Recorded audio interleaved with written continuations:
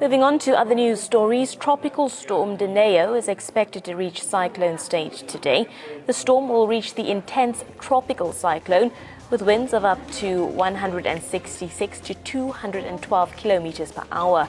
That's around midday before making landfall at midnight near the southern parts of Mozambique.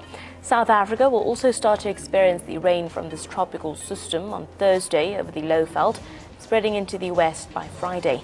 According to the South African Weather Service, scattered thunder showers are expected to develop mainly this afternoon over the central, southeastern and eastern parts of South Africa, with heavier showers possible over the southeastern parts of Mpumalanga and northern parts of KZN.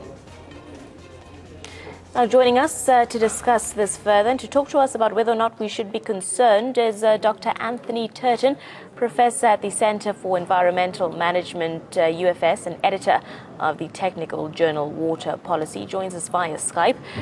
Good afternoon to you, Professor. Thank you for joining us here on ANN7. The first question that pops to mind is, should South Africans and Africans, for that matter, be concerned with regards to Cyclone Dineo? Also, what do we know about this specific cyclone? Yes, good afternoon to you and the listeners. I don't have a very good quality signal, so I'm not sure I heard everything in your question there. But you were asking me about the tropical cyclone or the disturbance that's coming our way. Is that correct? Yes, that is correct, Professor. I don't know if you can hear me better. I was just asking, should Africans and South Africans be concerned with regards to the cyclone, and also what details do we know about Cyclone Dineo? Yes, the answer to that is absolutely we should be concerned about it.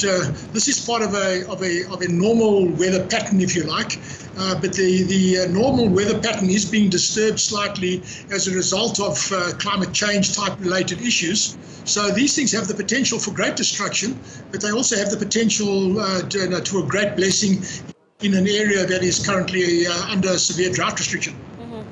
And Professor, what do we know? Just educate us on the various stages that, a tropical storm goes through to become a cyclone, like in the cyclone that is expected to touch down in Mozambique's case.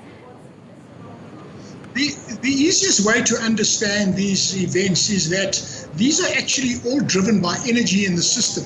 So if there's a high energy potential in the system, then you get a lot of evaporation of water and very high wind speeds. That, of course, makes it more destructive over time. So the planetary environmental system works at global scale, and in our context, we've got warm ocean current off the Indian Ocean, and that warm ocean current feeds into the air above the ocean, and of course, that's where you get water evaporating up into the atmosphere and becoming a storm. And then with the rotation of the Earth, etc., this eventually builds up, and an event of this nature starts coming towards the land. It makes landfall in some way or other, and it then dumps huge volumes of water over a fairly confined area, and it can also have very high wind speeds. These things are not always possible to predict, but we certainly know that they can be very extreme events, and as I say, it can be a blessing or it can be a curse depending on the range of damage that is done. Mm-hmm. And Professor, with regards to this specific cyclone, how destructive or intense are we expecting it to be? Well, I'm not exactly familiar with the intimate details of this particular event. I've just come off another site at the moment, so I haven't been fully following it at the moment. But having said that, we know, for example, one of the extremely destructive events in the past that is a similar analogy, if you like, was Cyclone Dineo. And Cyclone Dineo a couple of decades ago actually filled up major dams almost within a day or two, very short space of time. So these events have got potential for great destruction by virtue of the fact that you've got large volumes of water that have been deposited on land from rainfall. That water has to eventually find its way either through stormwater drains or culverts into rivers, and ultimately into dams. And this is where it's got potential to cause enormous amount of damage. Then you also get secondary damage, of course, from the wind, because your wind events can be very, very high as well, high wind speeds, and that can damage trees and scaffolding and possibly even buildings and towers, pylons, stuff like that.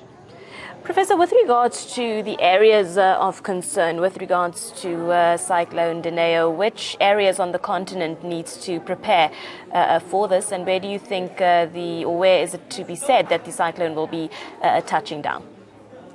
Well, they are geographically defined by virtue of the environmental factors that define them. So you tend to find them in the subtropical east coast of South Africa. You don't, for example, find these things on the west coast of South Africa. And the very simple reason is that on the east coast, particularly the northeastern coast, we are adjacent to a warm ocean current, the Mozambique current. On the west side of South Africa, we've got a cold ocean current, so the entirely different sets of dynamics at play.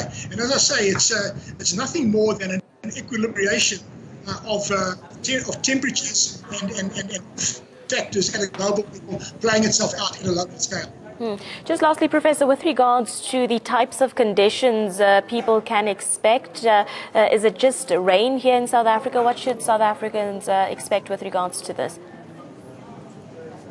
I didn't quite get everything in that question there, but what I can say is that typically when you have an event like this, you have a lot of rain coming out of the sky in a very short space of time, but actually you start getting a water shortage coming out of it, because in the unfolding devastation or destruction that happens, you start getting the mixing of sewage water and other contaminated water with drinking water. So typically what happens after an event of this nature is you start having secondary factors that play a role, and some of this is the destruction of your infrastructure. So pipelines that would normally deliver potable water to a village or a house or to a town might be disrupted. You have disruption to dams and canals and etc. But you also have contamination of the ground of the water in the rivers from sewage or from septic tanks, etc., that have been flooded. So there's always the secondary factor after an event of this nature that sees contaminated water, and this of course results in things like diarrhea and acute human health implications that need to be managed. Indeed. Well, let's leave it there for now, Professor. Thank you very much for talking to us and unpacking those details for